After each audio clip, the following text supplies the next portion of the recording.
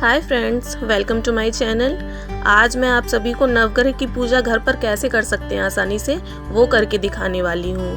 ये नवग्रह मैंने दालों से, चावल से और काले तिल से बनाए हैं। तो सबसे पहले हमें चौकी रख लेनी है, उसके ऊपर कपड़ा बिछा लेना है और इस तरह से कलश स्थापना करनी है हमें। देखिए मैंने सबसे पहले गंगा जल डाल दिया है, फिर ये हल्दी, सिक्का, सुपारी, रोली, चंदन, चावल, ये सारी चीज़ें इसमें ऐड कर देंगे और इसके बाद कंठ तक कलश को भर देंगे। नवग्रह की पूजा बड़ी पूजा होती है, तो इसमें हमें कलश स्थापना ज़रूर से करनी है सभी देवी देवताओं का आह्वान के लिए। और आपको आम के पत्ते मिल जाते हैं तो आप वो लगा लें, नहीं मिलते हैं तो आप अशोक के पत्ते भी यूज़ कर सकते हैं। फिर इस तरह से हमें नारियल लेना है और लाल कपड़े को लपेट लेना है। फिर नारियल को हमें कुछ इस तरह से स्थापित करना है कि नारियल का मुख पूजा करने वाले की ओर हो। फिर हम नारियल पर ये पुष्पमाला अर्पित कर देंगे और दीपक प्रज्वलित कर लेंगे। फिर ये देखिए इस तरह से मैंने 9 आसन दिए हैं 9 ग्रहों को। तो सबसे पहले हम सूर्य ग्रह का निर्माण करेंगे। सूर्य ग्रह सभी के ग्रहों के स्वामी हैं और ये लाल होते हैं, तो मसूर की दाल से मैंने सूर्य ग्रह का निर्माण किया है। फिर इसके बाद चंद्र ग्रह का निर्माण करेंगे। चंद्र ग्रह सफ़ेद रंग का होता है, तो अक्षत से मैं इसका निर्माण कर रही हूँ। ग्रहों की रचना के लिए जो चावल हमें लेने हैं वो ध्यान रखिए कहीं से टूटे या खंडित ना हो। चंद्र ग्रह हमारी कुंडली में शांति का भाव बनाए रखने के लिए विशेष माना गया है। और आप चाहें तो ये जो ग्रहों का निर्माण करते समय नवग्रहों का मंत्रोच्चारण भी कर सकते हैं। अब हम मंगल ग्रह का निर्माण कर लेंगे। मंगल ग्रह जो कि लाल होते हैं, तो ये भी मैंने मसूर की दाल से ही इनका निर्माण किया है। और इसके बाद हम अब बुध ग्रह का निर्माण कर रहे हैं। बुध ग्रह के निर्माण के लिए मैंने हरी मूंग की दाल ली है। और इसके बाद हम बृहस्पति ग्रह का निर्माण करेंगे। इसके लिए मैंने पीली अरहर की दाल ली है, आप चाहें तो चने की दाल का भी यूज़ कर सकते हैं। नवग्रहों के कुप्रभाव से बचने के लिए इन नवग्रहों की पूजा हम किसी भी छोटी मोटी पूजा के साथ या नवरात्रि में नवरात्रि की पूजा के साथ घर पर बड़ी ही आसानी से कर सकते हैं।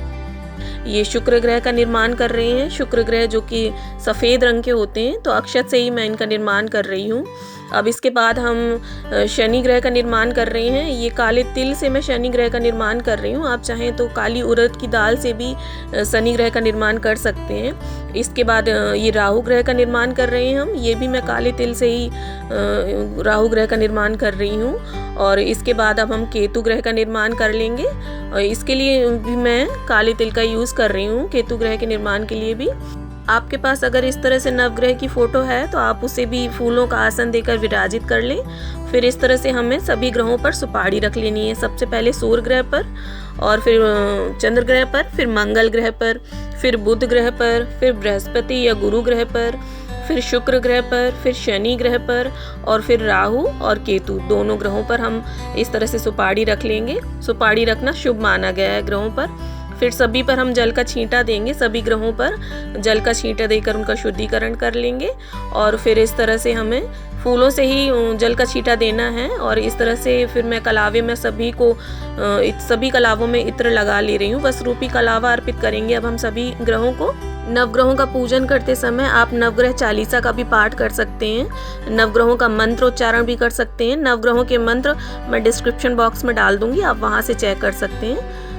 इसके बाद हम सभी को वस्त्रूपी कलावा अर्पित कर देंगे सभी ग्रहों पर। और फिर इस तरह से हम सभी को पुष्प भी अर्पित कर देंगे। सूर्य ग्रह पर मैंने लाल पुष्प अर्पित किया है और बृहस्पति ग्रह पर पीला। और आपके पास जो भी उपलब्ध हो जाए फूल वो आप अर्पित कर सकते हैं। आप इस तरह से घर पर बड़ी ही आसानी से नवग्रह का पूजन कर सकते हैं। और इस तरह से देखिए नवग्रहों की फ़ोटो पर भी हम पुष्प अर्पित कर देंगे। फिर इसके बाद सभी नवग्रहों का हम चंदन, रोली, अक्षत से पूजन कर लेंगे। उन्हें ये सारी चीज़ें अर्पित कर देंगे। हम सभी के जीवन पर नवग्रहों का कभी अच्छा तो कभी बुरा असर होता ही होता है। तो नवग्रहों के दोष निवारण के लिए, अपनी कुंडली में ग्रहों की शांति के लिए नवग्रह का पूजन अति उत्तम बताया गया है। इन सभी 9 ग्रहों का प्रभाव हमारे जीवन पर अलग अलग रूप से पड़ता है, इसीलिए ग्रहों में शांति बनाए रखने के लिए और इस तरह से हम नवग्रह का पूजन कर सकते हैं। फिर इसके बाद ये 9 ग्रहों को मैं 9 तरह का भोग अर्पित कर रही हूँ। आप चाहें तो कोई भी एक भोग 9 जगह बांटकर डिवाइड करके भी रख सकते हैं। और ये जल रख रहे हैं हम 9 ग्रहों के लिए। इसके बाद हम अब दीपक का भी पूजन कर लेंगे। अब हमें आरती करनी होगी, तो दीपक का हल्दी और रोली, कुमकुम, इन सारी चीज़ों से पूजन कर लेंगे और दीपक को प्रज्वलित कर लेंगे। फिर इसके बाद हम नवग्रहों की आरती कर लेंगे। धूप दीप दिखाकर सभी नवग्रहों की आरती कर लेंगे।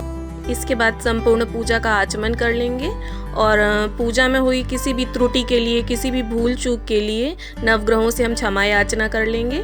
आई होप आपको वीडियो अच्छा लगा हो। वीडियो अच्छा लगा हो तो लाइक शेयर करें और इसी तरह के वीडियोस देखने के लिए मेरे साथ बने रहें। चैनल को सब्सक्राइब करें और अगर और किसी तरह की जानकारी आपको चाहिए हो तो कमेंट ज़रूर करें।